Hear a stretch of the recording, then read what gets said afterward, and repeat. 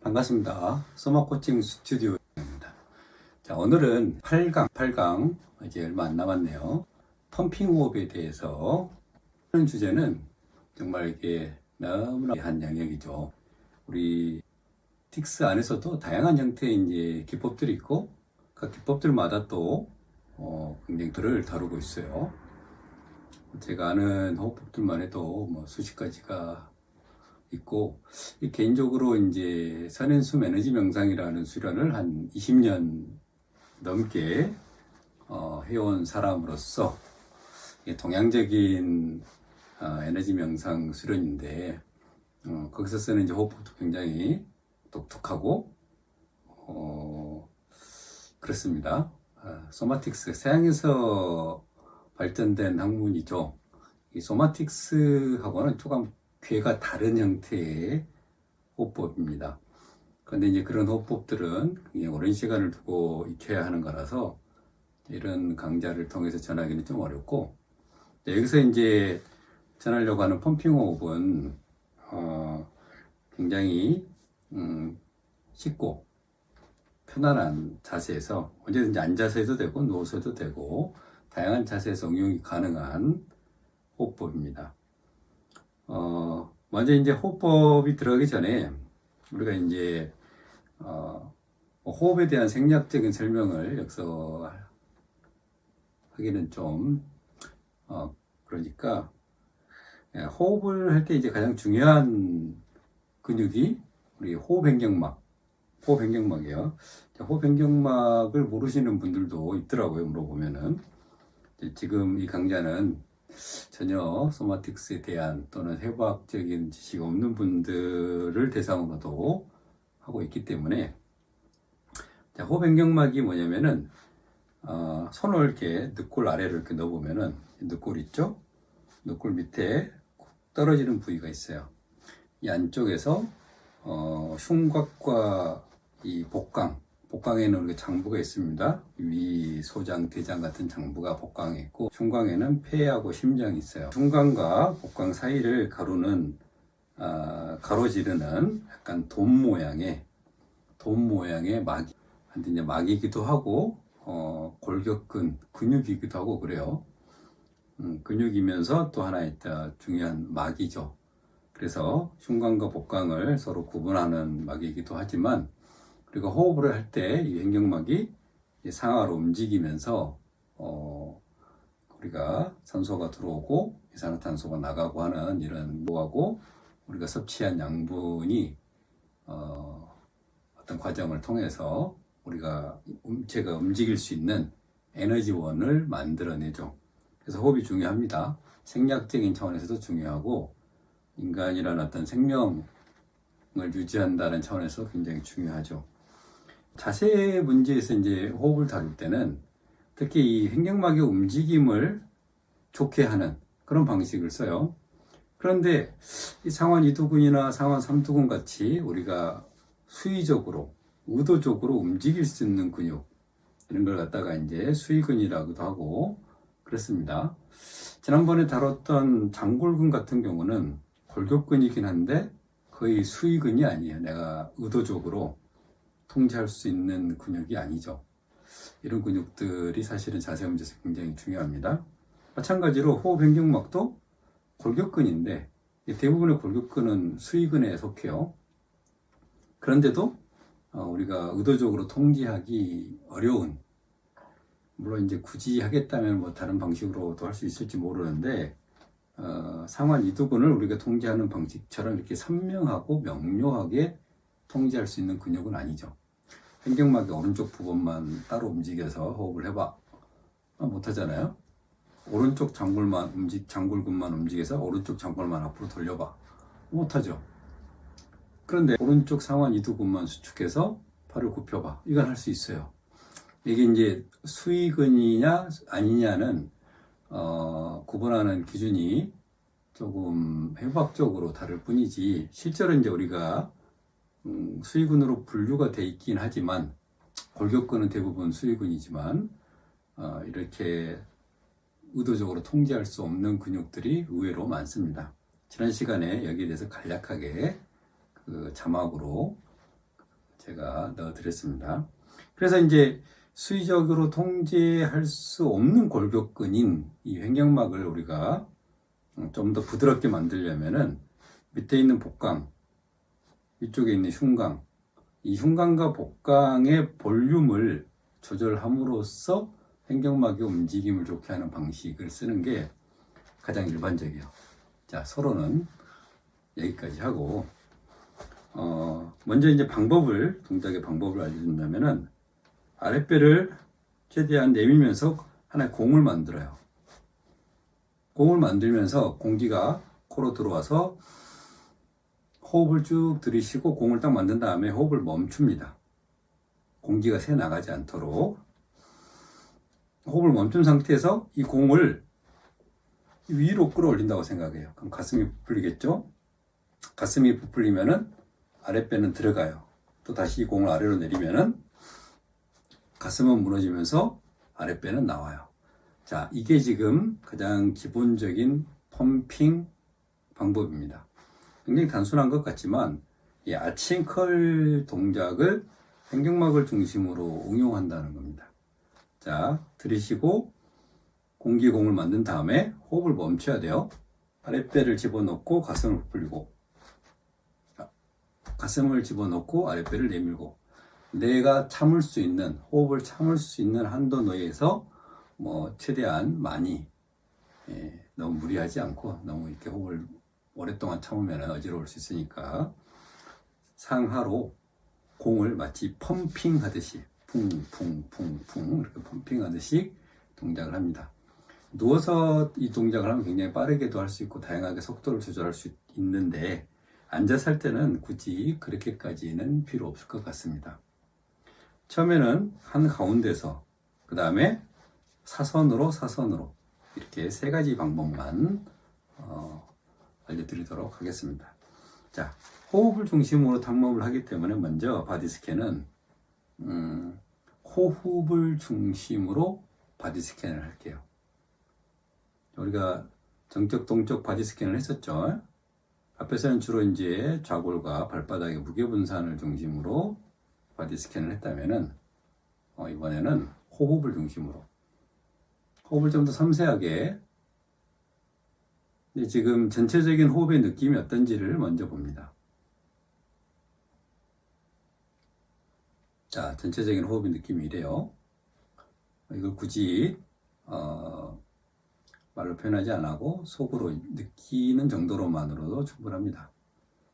자, 호흡의 위치를 살 때는 좀 더 명확하게 찾는 게 좋아요. 아랫배를 부풀리면서 들이쉬고 내쉬고 호흡을 할 때 평소보다 조금 더 크게 들숨을 좀 크게 하고 숨을 좀 더 편안하게 하고. 들숨을 크게 하면은 가장 크게 부풀리는 부위가 지금 현재 내 호흡이 일어나는 위치라고 보시면 됩니다. 보통은 배꼽하고 여기 가슴 사이에서 이제 보통 호흡이 일어나죠. 그러다가 호흡이 깊어지고 긴장이 빠지면은 점점 더 아래로 이렇게 호흡이 내려가게 돼 있어요. 물론 이제 호흡 트레이닝 안 하신 분들은 가슴에서, 목에서 호흡하는 사람도 있지만 먼저 자신의 호흡이 어디서 일어나는지, 그것도 몸의 중심에서 일어나는지 약간 측면에서 일어나는지 확인합니다. 몸의 불균형이 심한 사람일수록 몸의 측면에서 호흡이 일어날 확률이 커요. 측면과 좀 더 위쪽에서. 자, 호흡의 위치를 찾았으면은 호흡의 길이. 호흡의 길이는 가장 편안한 호흡에서 찾습니다. 들숨, 날숨. 저희가 한 번 호흡을 했는데 두 번째 호흡할 때는 호흡 길이가 짧아진다. 그러면 이건 자연스러운 호흡은 아니겠죠. 자신의 가장 자연스러운 호흡이 들이쉬고 내쉴 때 몇 초 정도 되는지, 그리고 어느 정도의 산소가 들어왔다 나갔다 하는지 대략적으로 호흡의 길이를 확인합니다. 대부분 사람들은 들숨보다 날숨이 길어요. 왜냐면은 몸에 긴장이 많을수록 들이쉬는 호흡이 압박을 받기 때문에 들숨은 짧아지고 날숨은 길어져요. 이 자세가 이렇게 붕괴형 자세일수록 더 그렇습니다. 위에서 내리는 힘이 강하기 때문에 들이쉬는 힘은 굉장히 큰 노력이 필요하고 내쉬는 호흡은 길어져요. 사람들은 착각을 하죠. 이런 안 좋은 자세에서 형성된 들숨은 짧고 날숨이 긴 호흡 때문에 내쉬는 호흡이 내 몸을 이완시킨다라고 착각을 해요. 내쉬는 숨이 몸을 이완시키지 않습니다. 오히려 긴장시켜요. 자세가 붕괴된 자세에서, 안 좋은 자세, 이렇게 붕괴된 자세에서 날숨을 길게 하면 할수록 들어오는 산소 양은 줄어들고 나가는 이산화탄소 양은 많아져요. 그러면 우리 몸에서 어떤 작용에 의해서 호흡성 알칼리증이라는 현상이 일어나요. 내 몸에 혈액이 원래 약간의 알칼리성을 지니는데 더 센 알칼리, 그보다 조금 더 강한 알칼리성이 되죠. 그래서 호흡성 알칼리증이 되면은 몸의 긴장이 더 이렇게 심해진다는 연구 결과가 있습니다. 그래서 이런 대부분의 사람들이 이제 붕괴형 자세를 가지고 있고 구부정한 자세, 이렇게 굴곡형 자세를 가지고 있기 때문에 들숨보다가 날숨이 길고 날숨이 긴 호흡, 그래서 내쉬는 호흡을 편안하게 느껴요. 이 편안한 게 독입니다. 자세에서는. 그래서 들숨을 좀 더 보강을 해야 되겠죠. 호흡력을 길러야 돼요. 이 펌핑 호흡을 하게 되면은 전반적으로 날숨은 상대적으로 줄어들고 들숨이 좀 더 길어지면서 전반적인 호흡의 확장이 일어납니다. 자, 호흡에 대해서 바디 스캔 하다가 이론적인 이야기를 했네요. 바디 스캔을 쭉 하고, 자, 바로 동작 들어가겠습니다. 무게분산, 긴장 이런 것들은 이번 타움에서는 배제하겠습니다. 자, 손을 한 손은 가슴, 한 손은 아랫배에다가 놓습니다. 이렇게 손을 얹혀놓고 하는 게 지시가 되기 때문에 훨씬 더 동작을 하기가 좋아요. 자, 첫 번째 동작은 아랫배를 부풀리고 가슴을 부풀리는 동작입니다. 들이쉬고 호흡을 멈추고 하기 때문에 제가 구령은 넣지 않겠습니다. 자, 시작할게요.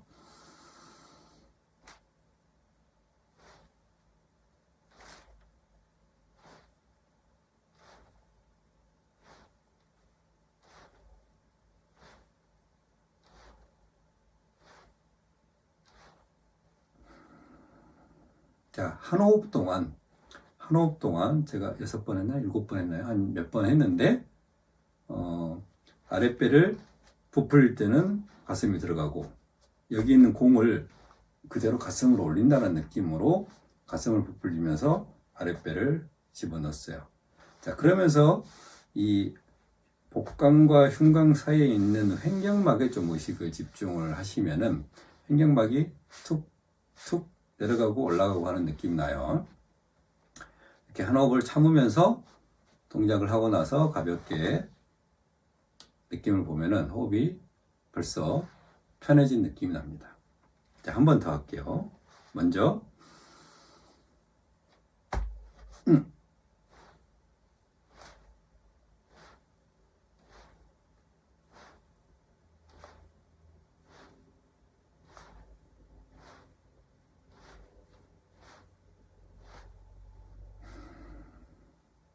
자, 한 호흡 하면서 7번 정도 한 것 같네요. 자, 너무 많이 해가지고 고혈압 있으신 분들은 좀 조심하셔야 됩니다. 이게 혈압이 좀 올라갈 수 있으니까. 지금까지 했던 모든 동작들이 자신한테 안 맞다면은, 자신의 몸에 너무 안 맞다면은 패스하거나 강도를 줄이셔야 됩니다. 소마틱스에서는 어떤 동작을 하든지 과하게 하지 않아요. 통증이 일어나게 하지 않습니다. 극복해야 될 어떤 몸의 통증을 이렇게 우회적으로 돌아가면서 그걸 풀어내는 방식을 쓰지, 그걸 건드려 가지고 한계를 넘어서게 하지 않습니다. 자, 두 번째는 방금은 정면에서 상하로 이렇게 펌핑 호흡을 했다면은 사선으로, 그래서 오른쪽 가슴에 한 손을 잡고 한 손은 왼쪽 복부 쪽에다가 놓습니다. 그래서 왼쪽 복부를 부풀린 다음에 이 공을 오른쪽 가슴으로 이렇게 사선으로, 약간 모양이 겉으로 보기에는 약간 이상해 보일 수 있는데 자기 느낌으로 하시면 될 것 같아요. 그래서 자, 오른쪽 왼쪽 두 개를 다 하겠습니다. 왼쪽부터.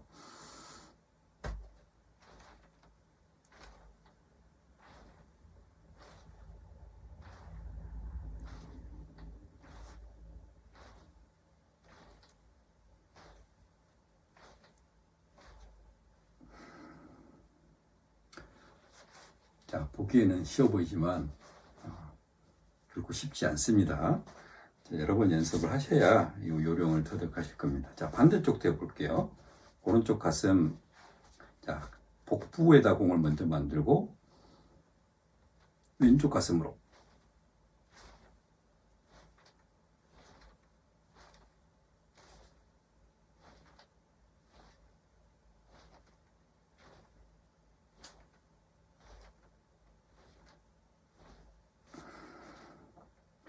자, 저는 보니까 오른쪽 어깨에서 왼쪽 복부로 가는 이 사선보다 오른쪽 복부에서 왼쪽 어깨로 가는 이 사선의 흐름이 느낌이 좀 더 불편하네요. 나중에 이런 데를 한 번씩 더 해주면 좋겠죠. 자, 이 동작을 할 때 주의할 거는 아랫배가 부풀릴 때는 허리가 전방전이, 골반이 전방전이 되면서 아치를 이루고 가슴으로 올라갈 때는 골반이 후방전이 돼야 된다는 거. 골반의 움직임이 어느 정도 살아있어야 이런 펌핑 호흡을 할 수 있게 됩니다. 앞에서 배웠던 골반 안정화, 중립 견이 자세가 잘 되면 될수록 이 펌핑 호흡은 잘 되겠죠. 자, 최종적으로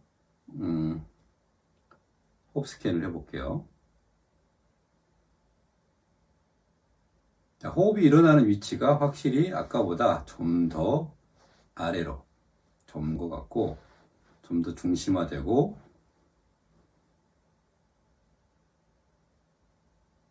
들이쉬고 내쉬는 호흡이 더 길어졌어요. 그리고 전반적으로 볼륨이 커지고 편한 느낌이 납니다. 자, 아주 미세할 수도 있어요. 이런 게 어떤 사람한테는. 하지만 그런 것들을 쌓아 나가다 보면은 호흡력 자체가 어느 순간 커지는 때가 옵니다. 호흡이 커지면은, 호흡력이 커지면은 들어오는 산소량이 좋아지고 내 몸에서 알칼리성, 호흡성 알칼리화 돼가지고 긴장이 악순환되던 몸이 역전이 일어나요. 그래서 쉽게 긴장하던 몸이 좀 덜 긴장하는 몸으로 바뀝니다. 자세를 바꾸는 것에서 호흡 바꾸는 게 굉장히 중요한 역할을 합니다. 자, 오늘 호흡 탐구는 여기서 마치겠습니다.